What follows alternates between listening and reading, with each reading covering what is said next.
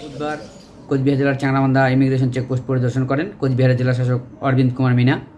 তার সাথে মেখলিগঞ্জের মহকুমা শাসক অতনু কুমার মণ্ডল, বিডিও অরিন্দম মণ্ডল প্রমুখ ছিলেন। জেলা শাসক এই সীমান্ত পরিদর্শন করে বৈদেশিক বাণিজ্য এবং ইমিগ্রেশন চেকপোস্ট দিয়ে যে যাত্রী পারাপার চলে সে সম্পর্কে খোঁজ নিয়েছেন। জেলা শাসকের সীমান্ত পরিদর্শনের ছবি আপনাদের দেখাবো, পাশাপাশি এ নিয়ে তিনি কী জানিয়েছেন সেটাও আপনাদেরকে শোনাবো।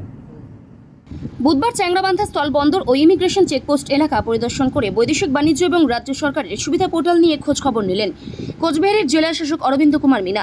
চেকপোস্ট ঘুরে দেখে তিনি বৈঠক করেন বিএসএফ এর আধিকারিকদের সাথেও। তার আগে চ্যাংড়াবান্ধায় বিডিও অফিসের মিটিং হলে মেখলিগঞ্জ ও হলদিবাড়ি এই দুই ব্লকের প্রশাসনের কর্তাদের নিয়ে একটি বৈঠক করেন।